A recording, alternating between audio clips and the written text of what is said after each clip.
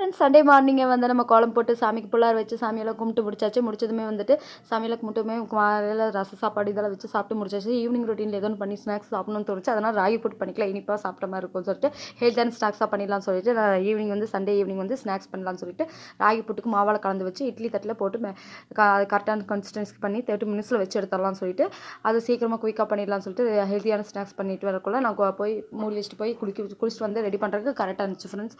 இப்போ வந்து நான் வந்து தேங்காய் பூ சக்கரை தேவையான அளவு போட்டு வச்சாச்சு. போட்டதுமே நல்லா கலந்துட்டு மிக்ஸ் பண்ணி அப்படியே எடுத்து எல்லாத்தையும் கொடுத்துலாம். அவ்வளோ 30 மினிட்ஸில் வந்து சூப்பரான ஹெல்தியான ஸ்நாக்ஸும் ரெடி ஆயிடுச்சு. சாப்பிட்ட மாதிரி இருந்துச்சு. என்னோட சண்டே ஈவினிங் ரொட்டீன் இப்படி தப்பிச்சு. அடுத்த நாள் மண்டே வந்து மார்னிங் கோலமெல்லாம் போட்டு திருப்பி புள்ளார் வச்சு சாமியெல்லாம் கும்பிட்டு மார்கழி மாதம் உங்களுக்கு எப்படி போகணும்னு சொல்லுங்கள்.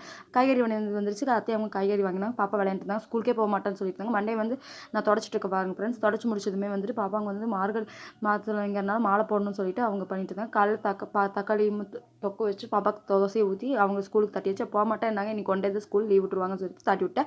இனி வந்து மாலை போடுற விலாக் வரும். மறக்காம சப்ஸ்கிரைப்